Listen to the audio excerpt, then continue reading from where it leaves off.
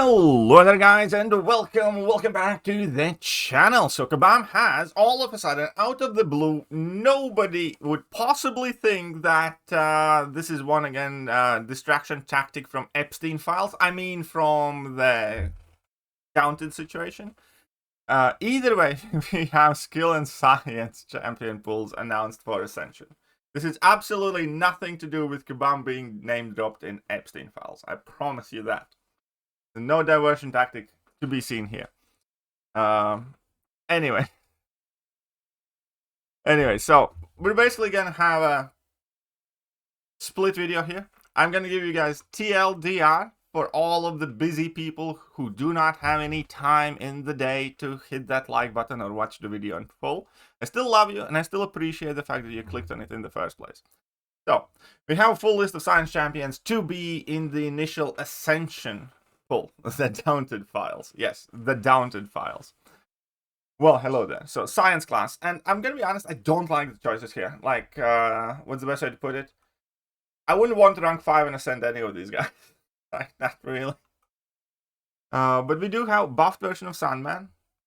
So, hopefully that buff actually makes him good. Because I have always liked Sandman. Sandman was one of those champions you always wanted in the game when he wasn't. But then when he arrived, he was like an absolute disappointment at large. That's, you know, just not a relevant champion in any meta that hasn't something to do with heal reversal, I suppose. But we do have High Evolutionary, we knew that. We have Spider-Punk, we knew that. Both of these are very high prestige options as well. And then we do have a buffed version of Sandman, Mr. Fantastic, Mr. Negative. Now, actually, personally, I do like Mr. Fantastic, but he's just, you know, kind of fallen off. And he also requires massive investment. And Mr. Negative, like, dude, they needed to change him a little bit if they wanted to add him, because Mr. Negative is definitely one of those champions that absolutely gets bump shakalaked by AI in the bump all the time, with the fact that he can't charge his heavy for a prolonged period of time, so you just randomly release the heavy. And I know there is a way how to bypass it, let opponent kind of like dash in at you or hit you once and then charge heavy, but that again has to do with the block damage. And that's just not on. So he kind of got left behind by the community, and I don't think giving him a bit of extra attack is gonna change much there. So I'm not in love with Science Choice, I'll be honest. None of these champions I could see myself wanting to rank 5 and ascend, really. Skill class is a bit different story, because skill class I can kind of appreciate a bit more, because number one, they have 2 buffs. We already knew about Korg's buff, and he's gonna have kind of Red Skull-esque type of playstyle, where level 2 is going to have more bleeds, and then level 1 is going to have the insta bleed burst damage and refresh the bleed. So he you know, will have some viability on defense still, as he always has, and then he will have some potential upside on attack. I'm actually thinking of taking my Korg to rank 4 now, as he is already C200. Jabari Panther always has been also one of those champions that's almost good enough to kind of be relevant, but never quite there. So with the buff, she has a chance to get there, and, you know, I don't mind this pick at all. Black Panther Civil War, I think, is an amazing call here, because Black Panther Civil War is always like wanted that maximum amount of parries to get that reach extended, and just giving that bit much extra attack and a bit much extra burst damage. I think Black Panther Civil War would be even more formidable champion whenever he works, and I really do like this pick. This definitely has kind of motivated me to get that Black Panther to C200 and rank up finally. I nearly did it in the banquet event, but I didn't get lucky with the 6 stones. Then Baron Zemo again. I had never loved the champion, but I can't deny the fact that Kabam consistently makes Baron Zemo use the nodes and the combinations and everything else. And I think that's a solid pick, and again, a prestige play. He is in like top 15 in prestige. Now, this Patriot, get that shit out of here. I swear to God, I would want to be a fly on the wall at Kabam's office hearing DLL advocate for Patriot here. Because you know exactly how that happened. You know exactly what happened here, because this is the one crappiest piece of garbage that DLL has ever made. We all know that. He's in denial about it, and he's like, yes, give him extra attack and all of a sudden people will love him. No, it's still trash. Only change is now that you have the option to ascend your garbage. So, you know, obviously don't love this pick. But these 4 guys I actually do quite like for the edition. Now that I have done the TLDR version, we do have a bit of text, a bit of post that we can kind of break down a little bit, and I'm gonna go over all of this as quickly as I can, if you do have a moment to spare and have me keep company for you. So What is up? Greetings, Summoners. In last week's live stream, we announced a few of the champions of each class who will make up the Ascension base pool. We are excited to continue sharing more information now, this time with the focus on our general selection guidelines and science and skill class. How we pick champions for the 7-star Ascension pool. When the 7-star base pool debuted a few years ago, we gave Summoners reason to prioritize some champions who hadn't been as valuable lately. Overall, this evolution of value was positive, and we aimed at the same through with the 7-star Ascension base pool. In addition to their individual desirability, we have also spent even more time setting up a group of champions who are interesting because of how they operate as a group. Questions like who are champions that haven't really been prevalent at the same time but who play well together. Again, why does it matter? I don't get it. Like, synergies are dead in this game. Nobody cares like how well you kind of like cover a set of build. But okay, fine.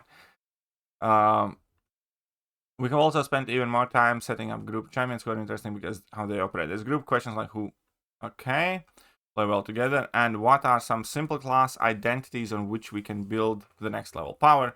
Ultimately led us to the goal of establishing RPG ecosystem. I generally think they kind of overthought it. I think this was, again, one of those things that required 89 meetings when it should have been one. But okay, that's just me.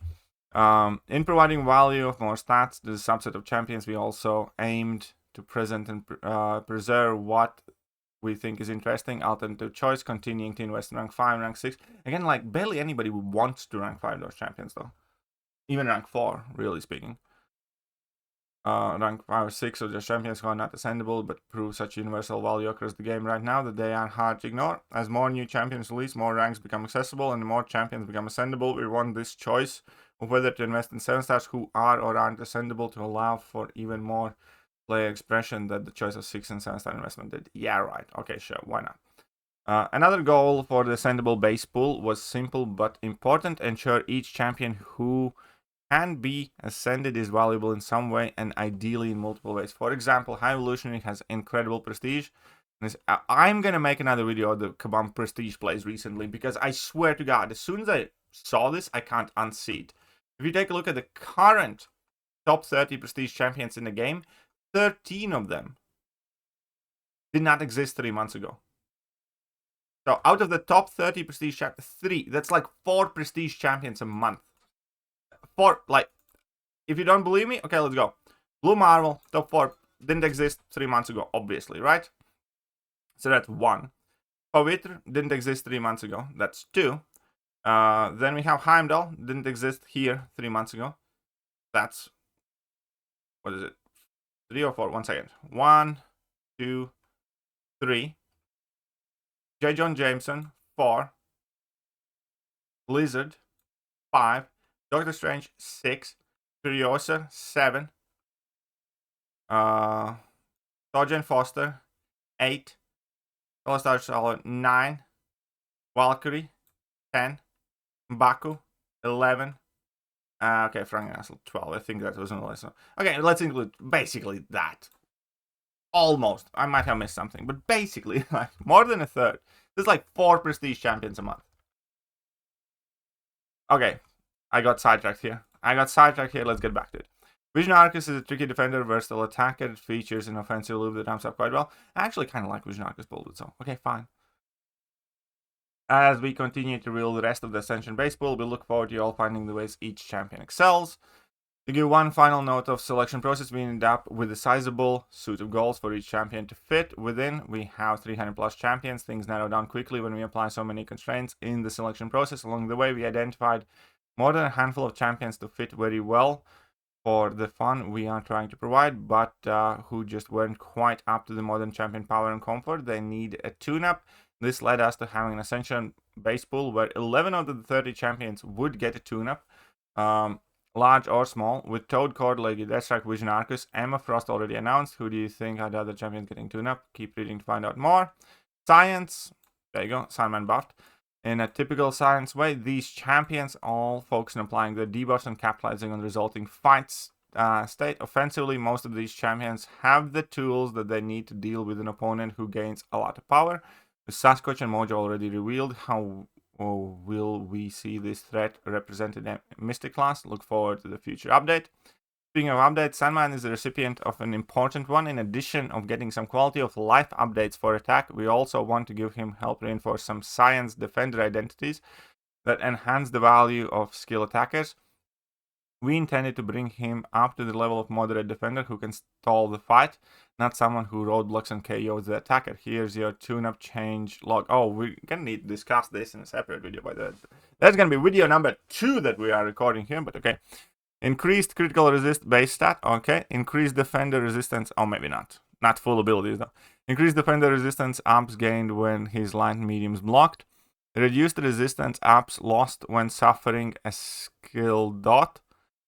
Change skill dots that remove resistance up from poison to incinerate, bleed and shock and change. Increase resistance ups lost during unstable when hit blocking. Change all the defender resistance ups gained on special attack 1 and 2 on activation. Unstable paused during all special attacks. Reduced resistance ups and special 1 to 2 knockdown spent on special 1 and 2 knockdowns during unstoppable. Cumulative effect of these changes gives Sandman more freedom to execute his loop offensively, regardless of which special attack you are focusing on and how many your opponent's throwing. Specifically from the final bullet, if maximized to full potential, he should be able to land 1 additional knockdown during his offensive loop, increasing his overall damage by a sizable amount. Defensively, Sandman will actually be able to enter his unstable state, but it can also end it prematurely with half as many hits. Okay. Alright, fine. We'll see how that works out. Let's see the full abilities here. Alright, skill, Baron Zemo, Korg, buffed, Black Panther, Silver, Page 8, loser! Jabari Panther, buffed. In a similar way, these champions all focus on removing debuffs applied to them, for the most part using critical hits or bleed to deal solid damage. Jabari Panther's tune-up focuses entirely on offense, in particular, some comfort in her loop and reliability against most science champions. Added Huntress charge gain on intercept. Okay, I like that. Separate the cooldown from gaining Huntress charge due to miss, evade, cleanse from other methods of Huntress gain. Okay. Removed attacker limitation on gaining Huntress charge on purifying debuffs above 5 charges. Cool, like that. Increased Huntress charge threshold for automatic hunt and activation from 10 to 20. Added, wait a minute. Added the ability to manually trigger the hunt with a special attack while having at least 10 Huntress charges. Okay. Added an automatic trigger to hunt when the opponent would evade. To the hunt when opponent would evade or cause an attack to miss while having at least 10 Huntress charges. Reduced potency of precision during the hunt. Why? Fishes. Slightly reduced bleed potency, both critical hit and heavy during the hunt. Added cruelty replacement against bleed immune science champions. Just can't have too many nice things, I suppose. Generally, we try to have tune-ups. This consist exclusive number go up and all effects get better. Types changes because those are usually easier to implement and understand. In this case, however, there were some quality of life changes around Huntress charge gain and hunt activation that we feel are critical to helping her feel like a fun versatile champion. Those changes led to some large effective damage increases between ramping more quickly and Jabari having more autonomy over when to deal her damage, and for that reason it was appropriate to tune down some of the other effects that she can now better level. I swear to God, if it's like another X23 with like 50 bleeds that do 20 per tick, you can suck on one and sit on another. The net result is undoubtedly a higher practical damage output and more... Oh, the practical damage output. But the maximum damage output, the realistic damage output that you can achieve, is it higher? Like, again, like Kabam always does this. They add in like one... It's kind of like, remember when they said, we never intentionally changed AI? And the word intentionally there was doing some very, very heavy lifting, right? Or Kabam is just that kid that always, well, technically... Again... Higher practical damage. But is it higher damage, though? Is it higher damage?